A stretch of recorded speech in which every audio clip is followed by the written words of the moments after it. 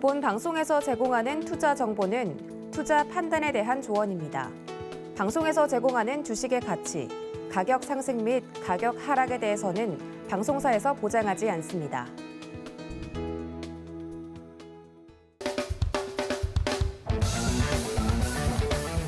네, 안녕하세요 여러분. 서울경제TV 홍익 이주연입니다. 수익을 말하다라는 프로에서 여러분들과 처음으로 인사를 드리게 되었는데요. 그동안 이제 서울경제TV에서 다양한 방송들을 해왔는데 이렇게 집중적으로 강의 내용들 여러분들께 수익을 실질적으로 내시는 데 있어서 스스로 이렇게 찾아갈 수 있는 그런 방법을 알려드릴 수 있게 돼서 참 좋다라고 생각을 합니다. 오늘부터 해서 앞으로 쭉 수익을 말하다 해서 여러분들께 스스로 이렇게 수익을 낼 수 있는 방법들, 소소한 팁들부터 해서 좀 심층 있는 그런 내용들까지 다뤄보도록 할 텐데요. 오늘 첫 강의이기 때문에 여러분들이 종목을 선정하는 그 방법부터 이야기를 좀 드리도록 하겠습니다. 아무래도 시장에서는 가장 중요하다 할 수 있는 게 하락장이 되었던 상승장이 되었던 어떤 종목을 내가 선정을 해서 그 종목을 어디에서 매수를 하느냐 하는 부분들이 굉장히 중요할 겁니다. 그런데 물론 하락장이라면 조금 힘든 부분들이 분명히 생길 수 있겠지만 상승하는 종목을 여러분들이 잘 찾아내신다라고 하면 사실 조금 위에서 산다고 하더라도 그게 수익으로 연결되는 그런 그림이 나옵니다. 그래서 결국은 종목이 가장 중요하다라고 얘기를 할 수 있는데 그럼 이번 시간에는 어떻게 종목을 찾아가는지에 대해서 이야기를 드리도록 할게요. 일단 오늘 드릴 내용은 탑다운 방식의 종목 선정 방법입니다. 가장 전통적이고 기본적인 방식이다라고 생각을 하시면 될 것 같고요. 탑다운 방식이라는 거는 좀 전에 얘기 드린 것처럼 가장 전통적인 방식이에요. 그러니까 시장을 보고 거기서 섹터를 찾아냅니다. 그리고 나서 섹터 내에서 종목을 찾는 이런 방식을 우리가 탑다운 방식이라고 바텀 투 탑이라고 해서 아래에서 위로 이제 올라가는 거죠. 종목을 찾아보고 그 다음에 섹터, 시장 이런 식으로 보는 방법인데 가장 기본적인 전통적인 방식을 여러분들께 오늘 소개해 드리도록 하겠습니다. 사실 전통적인 방식이지만 굉장히 유용하게 여러분들이 종목을 선정하는 데 있어서 활용할 수 있는 그런 방법이고요. 저도 역시나 이 방법을 통해서 종목들을 찾아내고 있습니다. 여전히. 물론 이 방법뿐만이 아니라 다른 방법들도 있는데 이번 시간에는 이 방법에 대해서 설명을 드릴 테니까 한번 잘 들어보세요.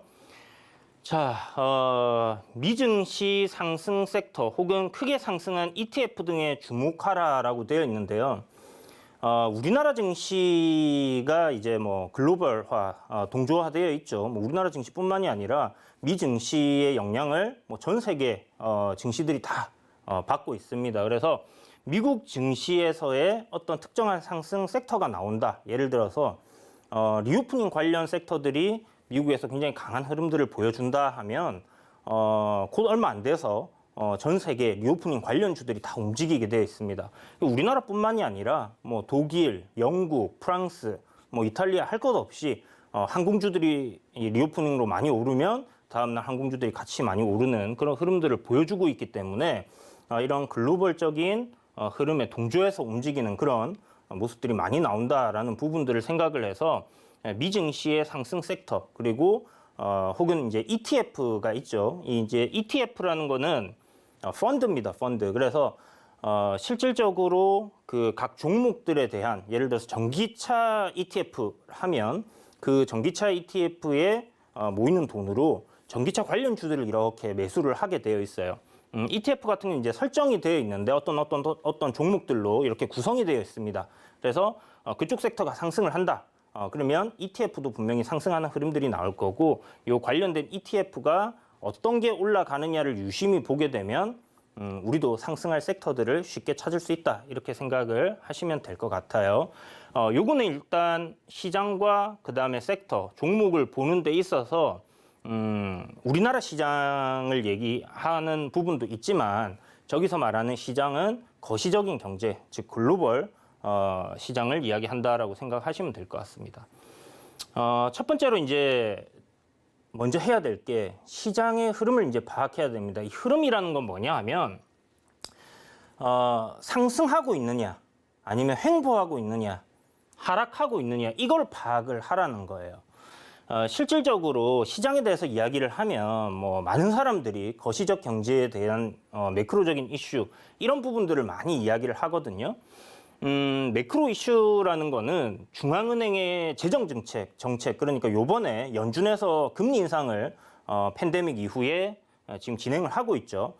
이런 부분들이 결국 매크로적인 이슈고 정부의 정책이라든지 사회 이슈, 정치적 이슈, 각종 지표들 뭐 이런 것들이 전반적으로 이 매크로 이슈에 들어간다라고 생각을 하시면 될 것 같아요. 대통령 선거라든지 뭐 우리가 겪었던 코로나19 지금 겪고 있는 코로나19라든지 그리고 뭐 우크라이나 러시아 같은 이런 전쟁 이슈들 다 포함이 된다라고 생각하시면 될 것 같고요. 이 매크로 이슈를 체크하는 거는 뭐 그렇게 어려운 건 아닙니다. 뉴스를 여러분들이 좀 자세히 보신다면 분명히 이런 전반적인 세상이 돌아가는 흐름에 대해서 좀 알게 될 거고요. 거기서 이제 세부적으로 들어가서 금리 인상을 할 때는 증시가 어떻게 되는지, 금리 인하를 할 때는 증시가 어떻게 되는지 이런 부분들을 좀 공부를 하시면 좋은데 사실 이 거시적 경제에 대해서 여러분들이 막 파고들기 위해서는 굉장히 좀 시간도 오래 걸리고 공부할 내용들이 굉장히 많아요. 그래서 매크로 이슈 체크는 어떻게 하느냐? 여러분들이 해석할 필요는 없습니다. 이런 시장의 흐름들이 이런 나오는 거. 왜냐하면 각 증권사마다 이런 내용들이 엄청나게 많이 나오고 있어요. 저희 서울경제TV에서도 전문가분들이 나와서 이런 부분들 이야기를 많이 해드리고 있기 때문에 서울경제TV 잘 챙겨보시면 매크로적인 이슈는 팔로우업 할 수 있다. 이렇게 생각하시면 될 것 같고요. 이 매크로적인 이슈만을 가지고 시장에 대해서 우리가 판단하기는 좀 어려워요, 사실. 왜냐하면 여러분들이 기억하실지 모르겠지만 지난 6월 달부터 델타 변이가 딱 터졌을 때까지 제가 한 3월부터는 시장이 굉장히 좋습니다. 저점 조정 나오면 시장이 매수를 하시고 올라오면 파는 관점으로 그냥 편안하게 매매를 계속해 가시면 된다라고 얘기를 하다가 델타 변이가 6월에 딱 터지면서부터 시장에 불확실성이 하나 생겼다. 이거는 하방으로 꺾일 가능성이 있으니까 굉장히 조심하라라고 이야기를 드렸었고요. 7월 달에 저점 무너지면서 3,200포인트를 테스트할 때 이 저점 구간이 깨지면 시장이 급락할 겁니다라고 이야기를 드렸어요. 그래서 굉장히 조심해야 되는 시점이고 금리 인상 시점이 앞당겨지고 있기 때문에 주가는 선행을 할 거다라고 이야기를 드렸었습니다. 그러면 저는 시장이 하방으로 간다라고 얘기를 드렸지만 또 많은 전문가들은 3,400, 3,500을 이야기했었어요. 3,200대에서 신고가를 경신할 거다라고. 그래서 각자 해석하는 사람들에 따라서 의견이 달라집니다. 그렇다면 여러분들이 이 매크로적인 이슈라든지 시황에 대한 부분을 팔로우업하기 위해서는 시장이 어떤 상태인가 아까 말씀드렸죠. 시장의 흐름을 파악하는 거는 시장이 상승하고 있느냐, 횡보하고 있느냐, 아니면 하락하고 있느냐 이거를 이제 알아내는 건데 뭐 어렵다고 할 수도 있고 쉽다고도 할 수 있습니다. 그런데 어쨌든 이런 부분들에 대해서 각 전문가들마다 각 해석하기에 따라서 사람마다 다 다르게 해석을 할 수 있기 때문에 그런 부분을 여러분들이 좀 잘 선별을 하셔가지고 들으시는 게 좋다라는 얘기를 드리겠고요. 노란톡방 들어오시면 제가 이야기 드리는 이런 시장에 대한 흐름들 확실하게 여러분들이 도움을 받으실 수 있다는 거 한번 말씀드리고 가겠습니다. 자, 여기서 미래를 예측하려 하지 말고 결정되는 방향으로 따라간다라고 제가 적어놨는데 이런 사람들이 있어요. 주가가 뭐 3,500 갈 겁니다. 뭐 3,400 갈 겁니다. 이런 얘기했던 사람들 많죠. 저도 뭐 2,400, 뭐 2,600 지지라인이 2,600에 있고 여기가 깨지면 2,400 간다. 그렇게 이제 지지라인들을 가지고 이야기를 드리는데 거기에 뭐 예측을 하는 데 있어서는 근거들이 있겠죠. 그런 근거들을 이야기를 하지만 실질적으로 예측을 하기보다는 그러한 흐름이 될 수 있다라는 정도 생각이 든다라면 시장이 그렇게 움직일 때는 그에 따른 대응을 한다라고 생각을 하시면 될 것 같아요. 뭐 파생 상품 같은 경우는 내려가는데 베팅을 할 수 있기 때문에 시장이 내려간다라고 생각될 때는 하락으로의 베팅을 하면 될 것이고요. 지지 라인을 깨고 내려갈 때, 그리고 뭐 저항을 돌파하고 올라갈 때는 매수로 동참을 하면 되는 겁니다. 그래서 시장을 막 예측을 해서 예견을 해서 점쟁이처럼 막 이런 얘기들을 하기보다는 그런 가능성을 열어놓고 그런 일이 실제로 일어났을 때는 우리가 대응을 한다. 이게 중요하다라고 여러분들은 생각을 하시면 될 것 같아요. 자, 그래서 시장의 흐름을 파악하는 것은 어떻게 한다? 매크로적인 이슈나 세상 돌아가는 것에 대한 집중을 좀 하시면 될 것 같고, 여러분들 요새 스마트폰으로 다 기사들을 빠르게 체크할 수 있기 때문에 그런 것들 좀 하시면 좋을 것 같다는 생각이 들고, 아까도 말씀드렸지만 전문가들의 의견 아니면 개인마다 의견들이 다 틀릴 수 있기 때문에 이런 부분은 여러분들이 좀 확실히 알고 싶다 그럼 노란톡방 들어오시면 될 것 같습니다. 자, 그러면 우리가 이 탑다운 방식에서 시장을 보고 섹터를 보고 종목을 보는데, 시장을 보는 이유는 뭐냐? 상승장과 하락장, 이 두 가지 장이 있겠죠. 횡보하는 장도 있겠지만 어쨌든 상승과 하락 두 개로 나눠서 볼 수 있다라고 생각이 들고, 이 상승과 하락에 따라서 대응 전략이 완전히 달라집니다. 어떤 부분이 달라지냐? 현금 비중과 종목별 접근하는 비중. 그러니까 제가 한 7월달, 6월달부터는 현금 비중을 좀 확대해야 된다. 7월달부터는 현금 비중 50% 이상은 확보를 해두시는 게 좋다라고 이야기를 드렸었습니다. 굉장히 큰 비중이에요, 현금이 50%면. 그런데 상승장일 경우, 우리 이제 팬데믹 이후에 시장이 급락하고 나서 반등이 나오는 그런 구간에서는 제가 유튜브 방송에서는 여러 번 얘기 드렸지만 그런 시점이 왔을 때는 영끌을 해도 된다라고 얘기를 드렸어요. 그렇지만 시장이 고점에서 하락하는 시점에서는 반대로 현금 비중을 당연히 늘려야 되겠죠. 굉장히 당연한 소리입니다. 그런데 우리가 시장을 보는 이유는 이 당연한 소리, 이 하나마나한 소리 같지만 이거를 하느냐 안 하느냐에 따라서 여러분들의 수익률, 그리고 여러분들이 시장에 참여하면서 느끼는 그런 멘탈적인 부분이 굉장히 달라질 수가 있어요. 그래서 이런 시장을 보는 거, 상승장일 때는 보유한 종목들, 그러니까 매수한 종목들이나 매수하려고 하는 종목들에 대한 보유 기간을 좀 길게 가져갈 수 있겠죠. 상승장인데 여러분들이 종목을 갖다 짧게 끊어낸다. 대형주들 같은 경우 단기적인 이슈나 급등이 나오는 그런 종목이 아니라 어떤 2차 전지 섹터에 들어가 있는 종목을 샀는데 5% 먹고 판다, 3% 먹고 판다 이러면 안 되겠죠. 시장이 상승일 때는 진득하게 좀 끌고 갈 수 있는 그런 전략이 필요한데, 그냥 종목이 좋아서 그렇게 되는 경우는 없다라고 생각하시면 됩니다. 결국은 시장이 상승장이냐 하락장이냐에 따라서 이런 전략이 달라져야 되는 부분이고요. 기본적으로 주가가 상승을 하다가 이렇게 저항자리까지 올라왔어요. 그러면 상승장인 경우는 돌파할 확률이 높아지겠죠. 좋은 종목이라고 했을 때. 자, 그런데 좋은 종목임에도 불구하고 하락장이 오게 되면 저항권에서 매도하려는 사람들이 많아집니다. 투심이 굉장히 약해져요. 그래서 여러분들 아마 요번에 하락장에서 겪어보셨을 텐데 종목에 급등이 빡 나옵니다.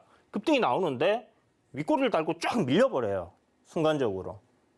그런 경우들이 왜 발생을 하냐면 사람들이 대부분 장이 안 좋기 때문에 짧게 수익을 챙기려고 하는 심리가 많아지기 때문에 그런 겁니다. 그래서 결국은 시장이 하락하고 있기 때문이 아니라 그런 하락장에서 하락장에 참여하고 있는 이 투자자들의 심리 상태가 달라지기 때문이다라고 생각을 하시면 되는 거고요.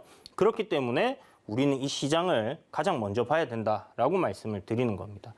상승장은 길게, 하락장은 짧게, 바로 이제 이런 이야기고요. 한 3%, 5% 수익이 나도 하락장 같은 경우는 짧게 챙기고 현금 비중을 갖고 있고 주식 비중은 가급적이면 오버나잇을 안 하는 그런 방향으로 가는 게 가장 베스트한 시나리오겠죠. 허나만한 소리처럼 당연한 소리입니다. 그죠? 그러나 굉장히 실행하기는 어렵다라는 거. 그렇지만 이런 부분들을 여러분들이 실행을 하기 위해서 노력을 해야 된다라는 거죠. 시장에서 이제 오래 살아남기 위한 전략이다라고 제가 이렇게 해놨는데 이 상승장과 하락장의 대응 전략, 그러니까 현금을 들고 있으면 막 주식을 사고 싶어 하시는 분들이 있어요. 계좌에 내가 1억이 있다. 그러면 아까 말씀드렸던 것처럼 하락장으로 가는 흐름이 나왔다라고 했을 때는 어떻게 해야 되느냐? 현금 비중 50% 확보하시라고 말씀드렸죠. 그러면 종목들이 다 물려있는데 어떻게 해요? 손절을 해야 됩니다. 손절을 해야 되는데 어떤 종목이 빠지고 어떤 종목이 올라갈지 모르겠다 하면 각 보유한 종목들의 비중을 갖다가 50%씩 다 잘라내는 그런 것도 하나의 방법입니다. 그래서 그렇게 해서 현금을 보유하고 있을 때는 시장이 하락한 이후 다시 상승할 때 싼값에 또 우리가 기회를 또 살릴 수 있는 그런 부분들이 분명히 생기기 때문에 이렇게 이제 대응을 하는 게 좋고, 하락장에서는 짧게 현금을 보유하는 기간은 길게 이렇게 하는 것이 시장에서 오래 살아남는 그런 방법입니다. 주식은요, 여러분, 로또가 아닙니다. 대박을 노리지 마세요. 몇백 프로, 몇천 프로 가는 거를 노리는 분들 중에서 깡통 나는 사람들이 굉장히 많을 거예요. 주식은 마라톤입니다. 좋은 종목들 장기 투자해서 몇백 프로, 몇천 프로 먹는 거 좋습니다. 그런데 2,400개 중에 그런 종목이 몇 개나 나오나 한번 보세요. 정말 잘 골라야 되니까 확률적으로 굉장히 좀 어렵겠죠. 그리고 항상 굉장히 저점에서 그런 걸 잘 잡아야지 이제 이루어지는 부분이기 때문에 그렇다면 확률적으로 접근했을 때는 가늘고 길게 가는 게 저는 가장 좋다라고 생각을 합니다. 그래서 시장에서 오래 살아남기 위해서는 내 투자금을 지키는 쪽으로 여러분들이 생각을 하시면서 이렇게 시장을 보시면 좋겠다라는 생각이 들고요. 자, 그럼 시장을 보는 이유에 대해서 설명을 드렸습니다. 시장에서 그럼 무엇을 봐야 되냐? 아까도 말씀드렸죠. 방향성을 보는 거예요, 우리는. 주식, 우리가 살려고 하는 종목, 보유하고 있는 종목의 방향이 위라고 하면 중간중간에 조정을 받는 구간들을 매수 기회로 쓸 수도 있을 거고요.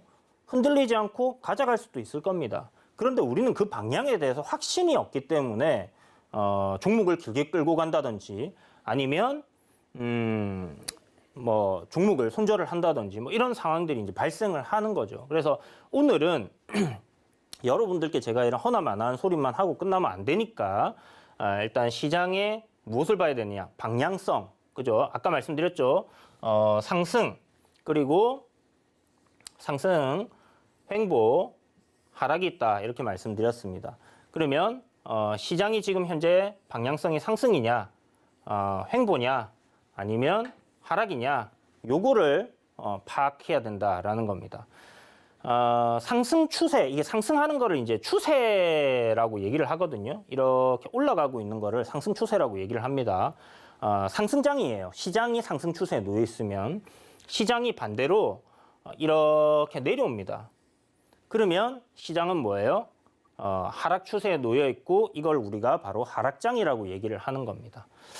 자, 그러면 여러분들 궁금하실 거예요. 그래, 다 알겠어. 그래, 다 좋은 얘기인데 이제 올라가는 건지 내려가는 건지 잘 모르겠다. 이렇게 얘기하시는 분들이 많으시단 말이에요.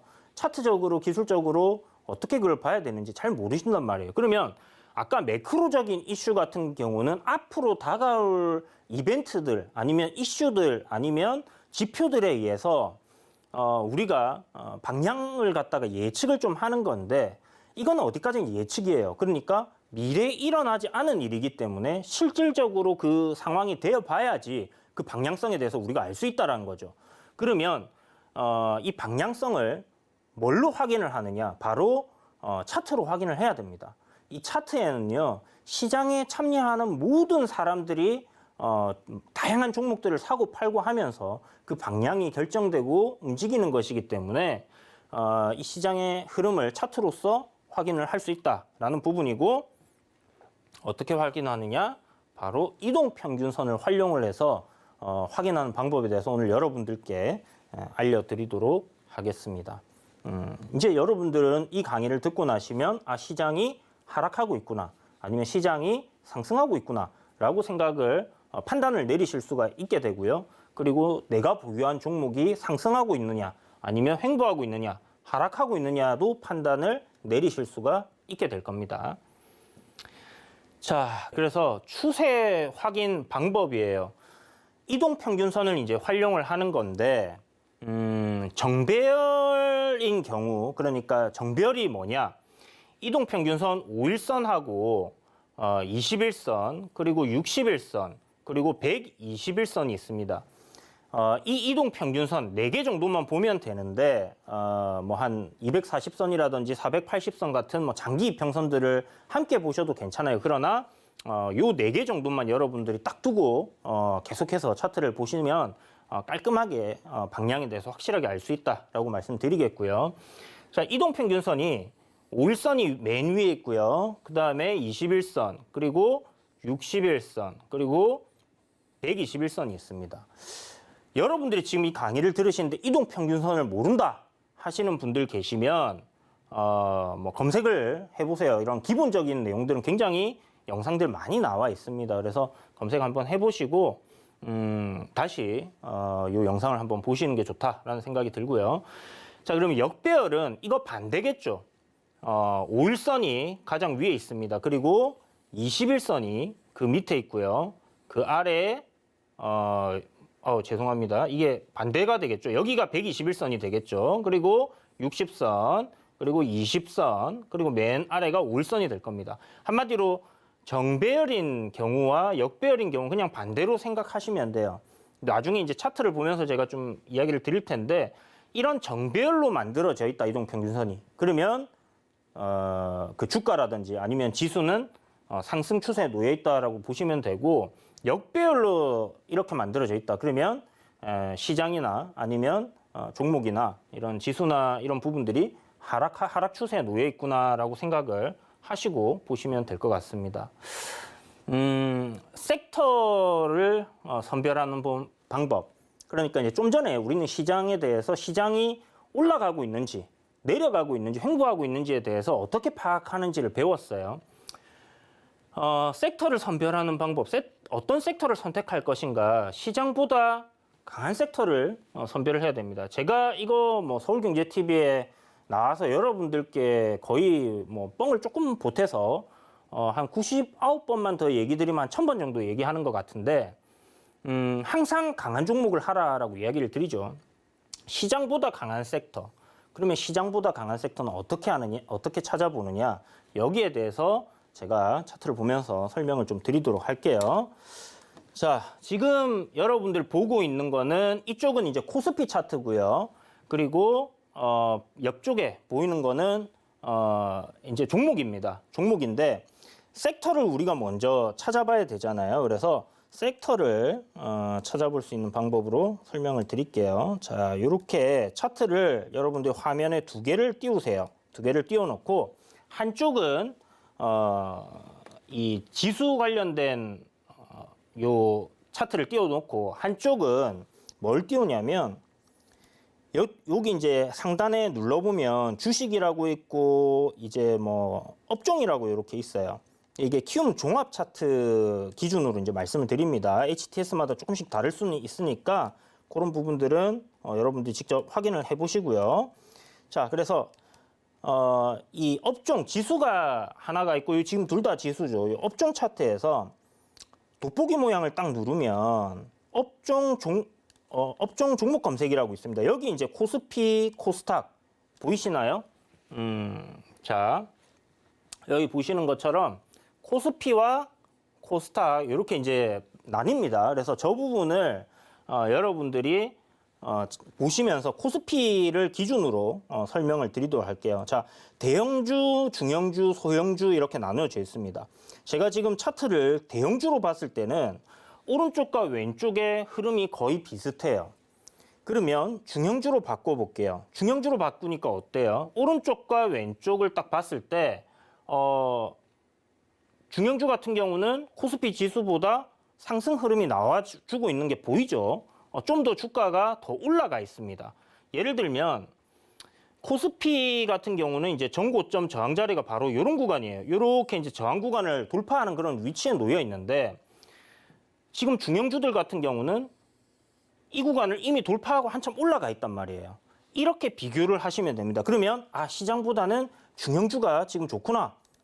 자, 그리고 소형주를 한번 봅시다. 자, 소형주를 보니까 어떻게 돼 있습니까? 확연하게 차이가 나죠.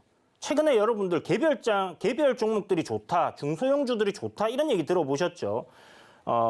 이렇게 이제 확인을 할 수가 있는 거예요. 여러분들 실질적으로 눈으로. 근데 이거를 지금 와서 보니까 뭐 소형주가 많이 갔네 이렇게 생각할 수 있지만 여러분들이 이거를 매일같이 돌려보신다라고 했을 때는 확연하게 지수보다 강한 섹터를 찾을 수 있다는 겁니다. 일단은 중소대 이거는 뭐 큰 의미가 없다. 자, 그러면 이제 섹터를 우리 봐야 되니까 005 음식료업 딱 되어 있습니다. 자, 음식료업 이렇게 딱 보니까 어때요? 자, 이것도 똑같이 사이즈를 맞춰서 지금 시장보다 음식료업 같은 경우는 굉장히 변동폭이 크고 저점 구간을 여기서 이제 3월 초죠. 3월 초에 이제 이렇게 잡았고 저점 구간 3월 초에 잡았는데 변동성이 굉장히 크게 나왔고 이거는 요만큼밖에 오르지 못했어요. 그죠? 그러면 음식료업이 같이 저점을 잡고 시장이 올라오는데 시장보다 더 강하게 올라온다. 라고 판단이 섰을 때는 음식료 관련된 종목들을 사야 되는 겁니다.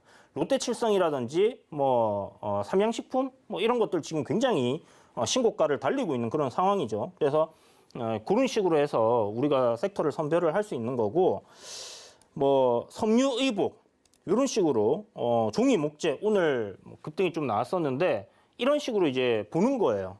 보면서 어떤 섹터가 지금 현재 시장보다 강한 흐름을 보여주고 있는가. 그래서 원자재 관련된 전쟁 때문에 비철금속 관련주들이 강했기 때문에 지금 보시는 것처럼 딱 저항 자리를 이미 돌파하고 한참 올라가 있다. 이렇게 생각하시면 되고 이런 부분들로 우리가 섹터를 선별을 할 수 있는 겁니다. 자, 그러면 이제 시장 대비해서 강한 섹터를 찾아내는 건 여러분들이 알게 되셨어요. 그러면 이제 이 섹터 내에서 종목을 이제 우리 또 골라내야 되잖아요. 자, 종목을 골라내는데 키움증권 기준으로 0218해서 업종 시세라고 있습니다. 업종별 구성 종목. 아마 HTS마다 다 있을 거예요. 증권사에서 다 제공을 할 겁니다. 이거 잘 모르겠다 하시는 분들은 그냥 증권사에 편하게 전화하셔가지고 물어보시면 돼요. HTS에서 이거 어떻게 찾냐? 아니면 MTS에서 어떻게 찾냐? 물어보시면 됩니다. 자, 그러면 좀 전에 우리가 보니까 음식료업이 굉장히 좋았어요. 음식료업 중에서 종목을 이제 찾아보는데 여기 이제 다양한 음식료업들이 있습니다. 자, 요거를 제가 살짝 옮겨서 이렇게 보도록 할게요. 여기 차트를 이제 종목으로 바꿔야겠죠. 종목 하나 바꿔놓고 식품주들 중에서 이렇게 보는 거예요. 자, 서울식품, 보혜양조, 한성기업, 고려산업, 삼양식품, 하이트진로, 대한제당, 이렇게 쭉 있죠. 그러면 여기서 여러분들이 이 많은 종목 중에서 내가 어떤 걸 어떻게 선별해야 되냐 이렇게 생각하실 수 있어요. 아까도 말씀드렸다시피 여러분들이 종목을 고르실 때는 시장보다 강한 거, 그 다음에 섹터보다 강한 종목을 고르는 게 좋습니다. 그러면 이쪽은 이제 종목으로 바꿔놓고 이쪽은 아까 우리가 코스피를 보고 있었다면 여기를 음식료업으로 우리가 바꿔주는 거예요. 그래서 음식료업 차트를 이렇게 띄워놓고 종목들을 이렇게 돌려보세요. 자, 이렇게 해서 지금 현재 주가가 요걸 일수는 맞춰야 되겠죠. 비슷하게. 그렇게 해서 이렇게 보시면 오뚜기 같은 경우는 시장 흐름과 거의 비슷하네. 여기 전고점 자리가 있는데 이런 고점 자리를 지금 시장은 살짝 돌파 못하고 있는 상황이고 이 종목도 지금 시장 그러니까 업종 지수만큼 돌파를 못하고 있네. 거의 비슷합니다. 그죠? 거의 비슷한 상황이네. 자, 그러면 다음 종목 넘겨봐야지 하고 탁 넘겨봤는데 롯데칠성이에요. 어때요, 여러분? 지금 음식료 업종에서 여기 저항을 돌파 못하고 있는데 롯데칠성 같은 경우는 보시는 것처럼 저항을 이미 돌파를 하고 이렇게 올라가고 있는 상황이죠. 그러면 여러분들이 이렇게 쭉 보시고 그중에서 시장보다 더 강한 종목이 몇 개가 나올 거예요. 이 말이 무슨 말이냐 하면 시장을 주도하고 있는 종목들이다라고 생각을 하시면 됩니다. 업종을 주도하고 있고 결국 시장을 주도한다라고 보시면 되고요. 물론 섹터마다 이제 비중이 다 전체 시장에서 차지하는 비중이 다르죠. 전기전자 섹터 굉장히 크고 제약바이오 굉장히 크고 음식료 같은 경우는 그렇게 크지 않기 때문에 시장을 음식료가 다 올라간다고 해서 끌어올리지는 못하겠지만 어찌됐든 시장보다 강한 종목, 이 업종에서의 주도주가 무엇인가 하는 거를 이런 식으로 찾아낼 수 있다라는 부분입니다. 그래서 SPC 삼립도 보니까 어때요? 업종 지표보다 훨씬 좋은 상황이고, 뭐 이런 식으로 쭉 돌려보면서 이 중에서 아까 전에 롯데칠성 같은 게 좋았다 그러면 롯데칠성을 딱 적어놔요. 그리고 이제 시장보다 좋은 것들을 딱 추려놓고 이 종목들끼리의 차트를 딱 놓고 가장 강한 놈을 골라내는 겁니다. 어떤 놈이 지금 가장 강한가라는 부분들. 그러면서 뭐 대형주다 그러면 기관 외국인들의 수급 상황도 한번 체크해 보고요. 이런 식으로 해서 여러분들이 종목을 탑다운 방식으로 선별해 나가면 굉장히 좋다라는 부분을 설명을 드렸습니다. 그래서 아까 전에 제가 이동평균선을 활용해서 여러분들께 상승 추세에 놓여 있는지 하락 추세에 놓여 있는지를 이야기 드린다라고 말씀드렸는데 지수를 가지고 여러분들이 어떻게 활용을 오늘 배운 부분에 대해서 어떻게 활용을 해야 되는지에 대해서 설명을 좀 드려보도록 하겠습니다. 자, 지수 코스피 차트를 한번 보죠. 자, 여기서 중장기 빼고 여러분들께 딱 이야기 드렸던 이동평균선만 놓고 보도록 하겠습니다. 좀 쉽게 여러분들이 확인할 수 있도록 이 라인을 갖다가 굵기도 다 조정이 되거든요. 이렇게 조정을 해서 좀 보여드리도록 할게요. 굉장히 간단하지만 모르면 평생 모르는 콜럼버스가 계란을 세워봐라 했는데 다들 못 세우다가 탁 깨가지고 세우니까 야 그거는 나도 할 수 있지 라고 얘기했던 그런 것과 똑같습니다. 여러분들이 지금 배우시면 야 그거는 누구나 다 아는 거 아니냐 할 수 있지만 실전에 여러분들이 활용을 할 수 있는 방법에 대해서 설명을 드리도록 할게요. 아까 제가 뭐라고 말씀드렸죠? 상승 추세는 정배열이라고 이야기를 드렸습니다. 시장이. 자, 그러면 지금 코스피 같은 경우는 우리가 이 팬데믹을 겪고 나서 어떻게 됐어요? 시장이 급락에 나왔죠. 시장이 급락에 나오게 되면 5일선이나 21선, 단기 이평선들 같은 경우는 빠르게 주가를 따라서 내려오게 됩니다.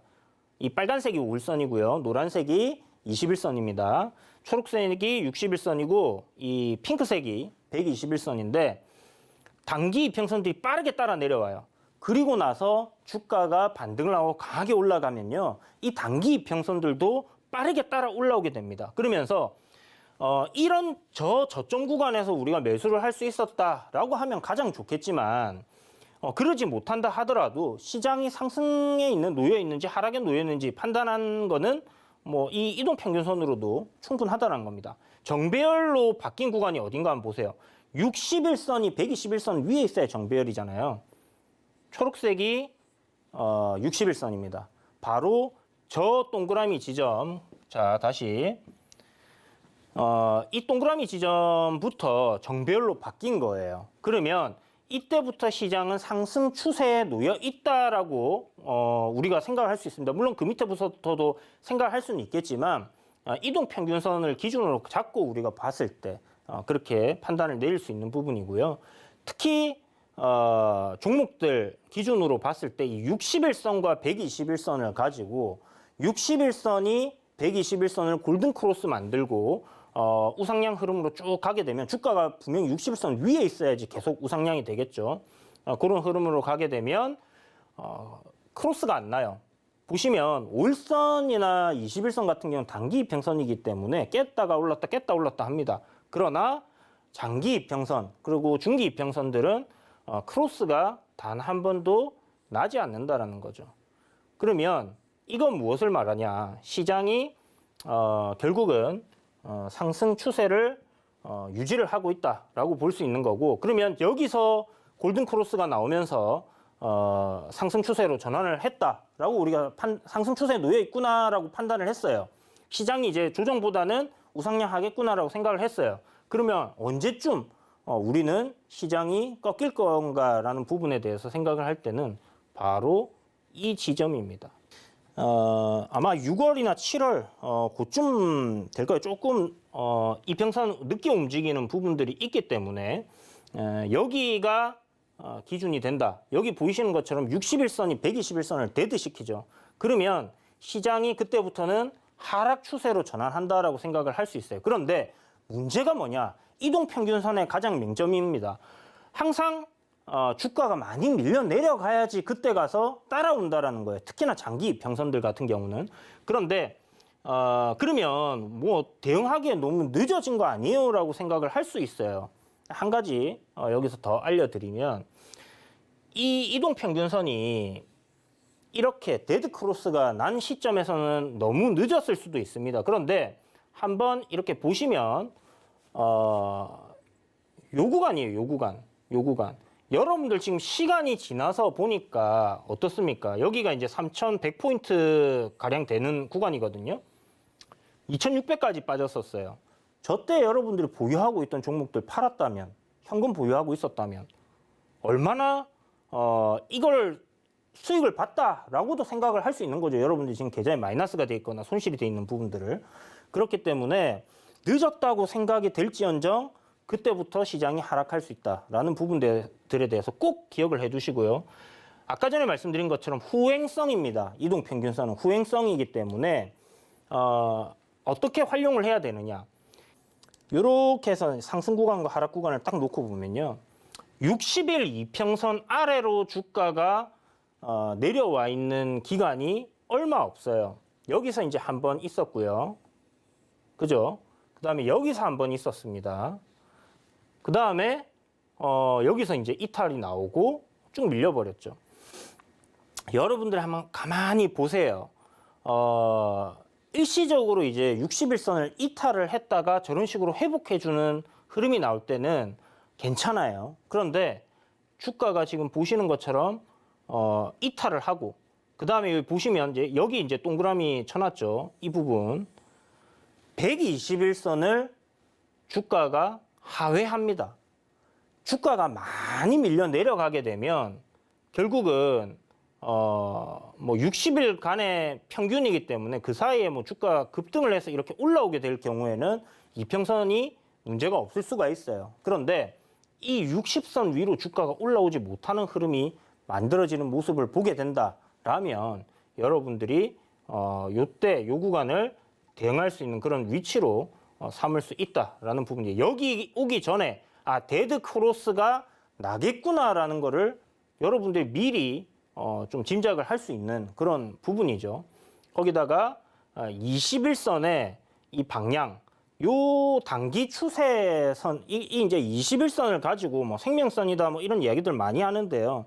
21선을 가지고 여러분들이 봐야 되는 거는 21선이 올라가고 있느냐, 아니면 횡보하고 있느냐, 아니면 내려가고 있느냐, 이거를 잘 보시는 게 좋습니다. 그래서 뭐 스윙이나 이제 단기적인 관점, 완전 단기적인 관점보다는 한두 달 정도를 보는 그런 관점에서 이 21선이 60일선을 골든 크로스하는 뭐 이런 거, 데드 크로스하는 이런 것들도 굉장히 중요한 지표이기 때문에 이렇게 데드 크로스가 나고 골든 크로스가 나고 하는 이런 부분들을 가지고 또 매매 활용을 할 수 있다. 단기적으로 시장이 상승 중에 있구나. 단기적으로 시장이 꺾일 수 있겠구나. 이렇게 판단을 해볼 수 있다라고 생각을 하시고 보시면 좋을 것 같아요. 그래서 지금 현재 지수 상황을 한번 보면요. 자, 이렇게 해서 여기가 이제 데드가 나니까 60선이 121선을 데드를 시켰어요. 그죠? 자, 여기서 데드가 났는데 어떻게 됩니까? 주가가 여기서 이렇게 움직이다가 다시 이평선 위로 이렇게 올라와서 이렇게 움직이면 방향을 다시 틀어줄 거예요. 그러면 상승 추세가 되는 겁니다. 그러면 또 이렇게 얘기하는 분들이 있을 거예요. 아니, 여기서 사면 사야 되는데 그러면 여기서 사란 말입니까? 이렇게 얘기할 수 있어요. 증시격언에 여러분, 무릎에 사서 어깨 팔아라는 얘기가 있습니다. 여러분들이 바닥을 잡으려고 하시면 하실수록 땅굴을 파는 종목들을 만날 가능성이 굉장히 높다라는 부분들을 생각해 두시고요. 내리다가 주가가 내려오다가 저점을 잡고 올라가는 흐름에 있을 때 그때 눌림목 구간을 공략을 하든 돌파 자리를 공략을 하든 매수를 하시는 게 가장 좋다라고 이야기를 드리는 거고, 시장도 마찬가지예요. 제가 2600을 지지해주고 여기서 이제 쌍바닥 안 나오면 돌릴 가능성이 있고 또 연준에서 금리 인상하는 시점부터 제가 저 위에서 쭉 지수가 계속 내려올 때 방송에서 언제쯤 하락 멈출 것 같으세요? 라고 물어보면 항상 그 얘기를 했어요. 연준에서 금리 인상하는 시점부터 시장이 올라갈 거라고. 역사적으로 그래 왔고요. 그리고 이 하락한 이유가 뭐 때문에 하락했습니까, 여러분? 저 위에서부터 전쟁 나가지고 내려온 거 아니잖아요. 그죠? 뭐 델타 변이의 불확실성도 있었겠지만 인플레이션, 이 물가 상승이 굉장히 가팔라졌기 때문에 6월에 한다고 금리 인상 6월에 한다 했다가 5월에 한다 했다가 4월에 한다 했다가 이 막 날짜가 점점 급박하게 앞당겨졌습니다. 그러니까 불확실성이 커지면서 시장이 내려온 거예요. 그러면 금리 인상을 한다는 건 뭐예요?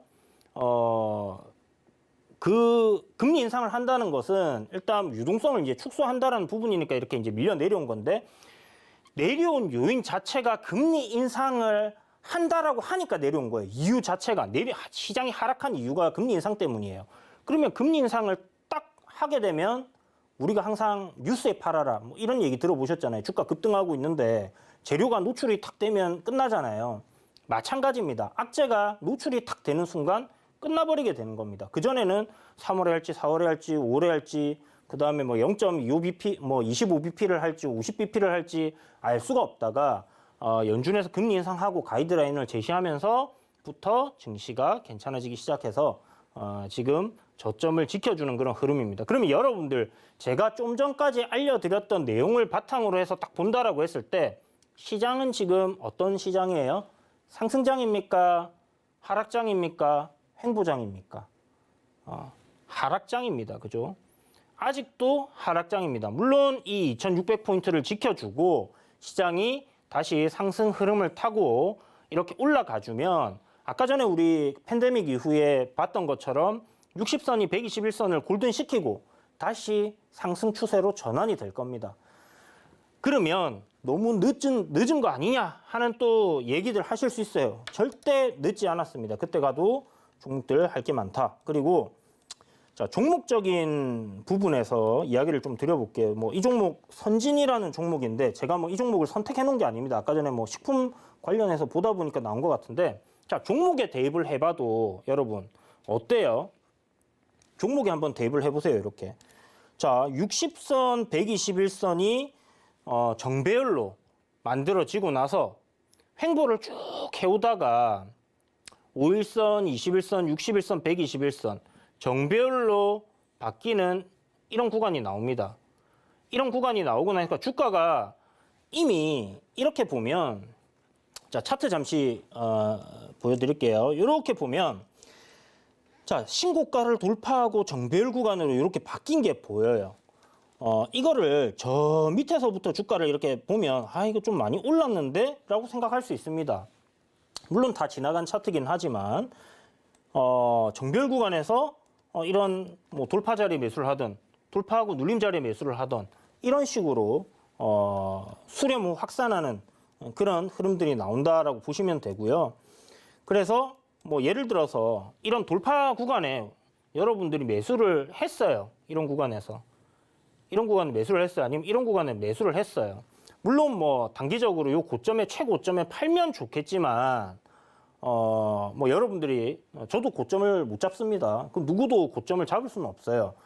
그래서 어깨에 팔아라라는 얘기가 있듯이 이게 뭐 추세가 이렇게 단기적인 상승 추세가 꺾여서 내려갈 때 이제 매도를 한다든지 아니면 아까 제가 알려드렸던 대로 61선과 121선이 데드가 나는 시점.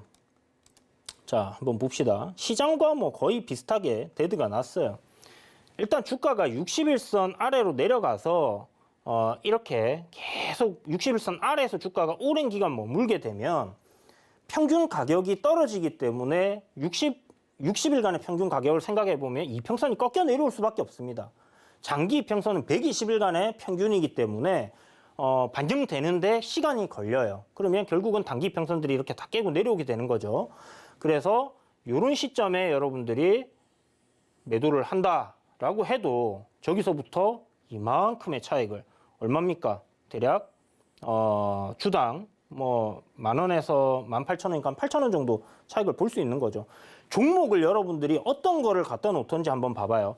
횡보를 계속 하게 되면 이동 평균선이 수렴을 해서 찌글찌글찌글하게 움직이는 경우들이 많습니다. 여기 이 구간처럼요.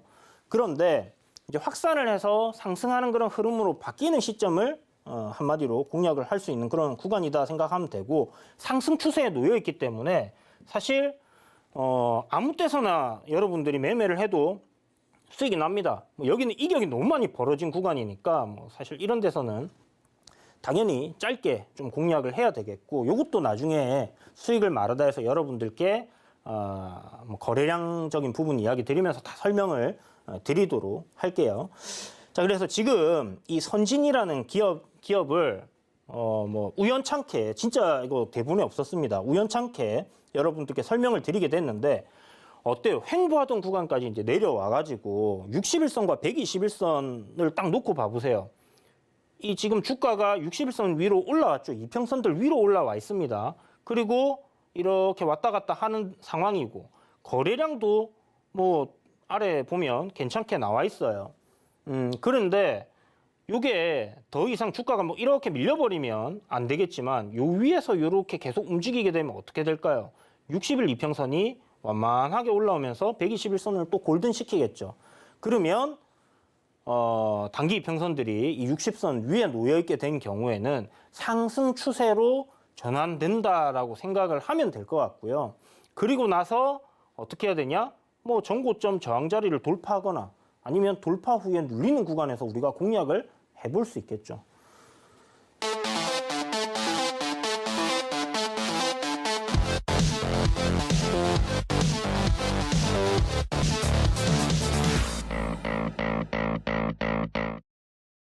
네, 오늘 1시간 가량 여러분들께 종목을 선별하는 방법에 대해서 이야기를 드렸는데요. 시장을 보고 그 안에서 섹터를 골라내고 시장보다 강한 섹터, 그리고 섹터보다 강한 종목들을 골라내는 방법에 대해서 이야기를 드렸고, 추세적으로 상승 추세에 놓여 있냐 하락 추세에 놓여 있느냐 하는 부분들을 이동평균선을 활용해서 이렇게 알아볼 수 있는 시간을 가졌습니다. 여러분들이 이제 영상을 보시고 궁금하신 부분들이나 이해가 잘 안 된다 하시는 분들께서는 노란톡 입장하셔가지고 저한테 질문을 주신다면 제가 좀 더 자세히 여러분들께 이런 부분에 대해서 알려드릴 수 있는 시간을 갖도록 할 테니까 많은 참여 부탁드립니다. 다음 시간에는 좀 더 알찬 내용으로 찾아뵙도록 하겠습니다. 시청해주셔서 감사합니다.